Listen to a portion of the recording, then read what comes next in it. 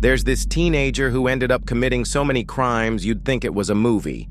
He ran from the police for years, stole multiple planes, and even managed to flee the country. His name is Colton Harris Moore, and when all of this began, he was just 12 years old. His life was already falling apart. He grew up in a small, broken-down trailer deep in the woods, on a little island just off the coast of Washington State. His mom was struggling with addiction, and his dad wasn't around. So Colton basically raised himself. He spent a lot of time alone, wandering through the forest, exploring nature, and reading. What did he read? Books about airplanes.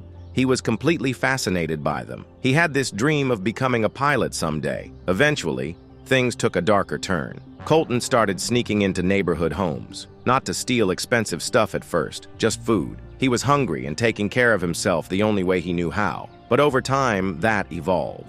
He began stealing electronics, credit cards, and other things that could help him survive or escape. And oddly, he often didn't wear shoes when he did it. For whatever reason, he pulled off many of his break-ins barefoot. Because of that quirk, people began calling him the Barefoot Bandit. Colton had multiple run-ins with the police. He was arrested several times. But one day, he missed a mandatory court hearing, and that's when things really escalated.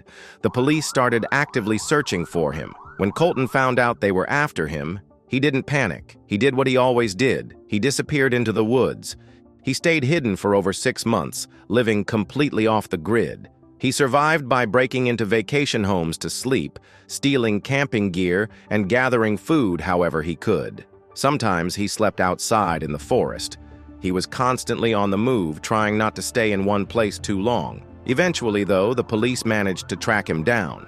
He was arrested and convicted. They sentenced him to 3 years in juvenile detention. But Colton, he couldn't stand being locked up. He had big dreams. He wanted to fly. And sitting in a cell wasn't part of the plan. So after serving a little more than a year, Colton found an opportunity. One day, a window was left unlocked and he escaped. Just like that, he was back on the run.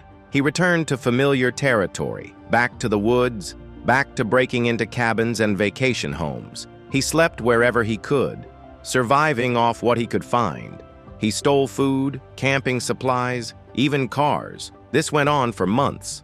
Colton was becoming an expert at staying one step ahead of the law. But one day, the police got close.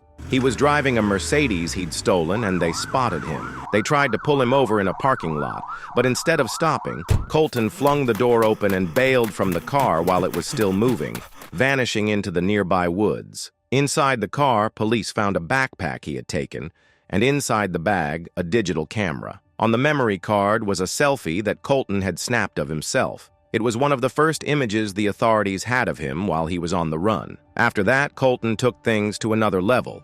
He stole a boat and used it to cross from his island to another one. Once there, he went back to his usual habits, breaking into homes, looting businesses, and vanishing before police could get close. He was around 16 or 17 years old by then, but already had the experience and instincts of a survivalist.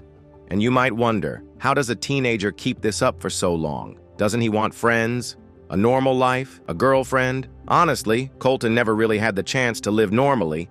His upbringing was chaotic and painful. The environment he grew up in, both at home and around him, shaped him into someone who was always running. Colton's dad was a heavy drug user and wasn't part of his life. His mom, by many accounts, was a serious alcoholic who wasn't emotionally or physically present for her son. Neighbors said they had called Child Protective Services more than once, fearing that Colton was being abused or neglected. In fact, CPS came to check on him a dozen times.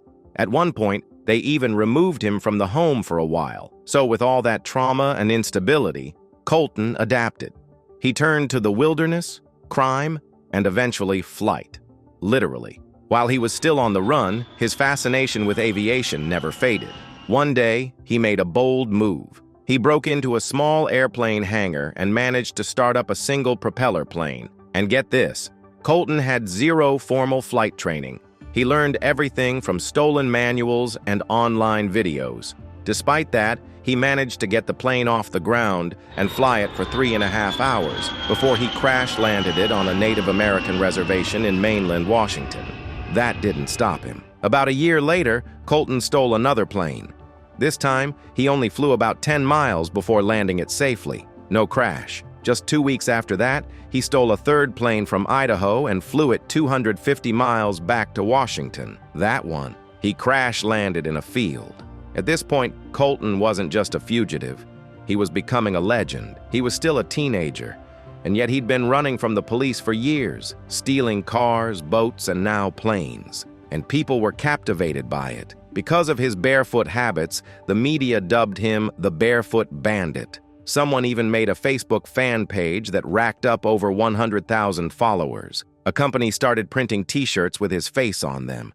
People wrote songs about him and posted them online. He was becoming an internet sensation.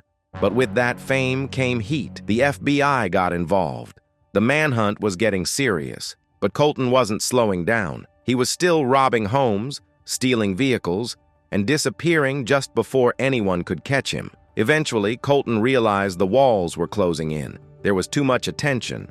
So he came up with a plan. He was going to steal another plane and leave the country. But first, he had to find the right one. He stole a boat, traveled to mainland Oregon, and began checking small airports for a plane he could fly. The first one didn't have what he needed. So he stole a car, drove to another airport, still no luck. Then another airport, nothing. He just kept driving from state to state, stealing cars as needed, hopping from airport to airport. By the time he was done searching, Colton had driven through 9 states, covered 2,000 miles, and used nearly a dozen stolen vehicles. Finally, in Indiana, he came across a small airport and found what he was looking for, a Cessna 400. He hijacked the plane and took off. That flight would be his longest yet. Colton flew for 11 hours, covering over 1,200 miles, before finally crash-landing near the shore of Great Abaco Island in the Bahamas. That crash triggered the plane's emergency locator beacon, which alerted authorities. That's how the FBI discovered that Colton had fled the U.S., but Colton didn't know that within hours of landing in the Bahamas, he was back to his usual behavior, breaking into houses and businesses, stealing food and cash. Then he stole a boat and headed to another nearby island, hoping to blend in with the crowd of tourists. Unfortunately for him, it was too late for that. Colton's face was already famous. Locals recognized him almost immediately. Tips started pouring in, and Bahamian police launched a manhunt. Soon after, Colton was spotted. He jumped into a stolen boat and took off, speeding across the water in a dramatic chase straight out of a movie. It felt like a scene from Miami Vice. Police followed in hot pursuit.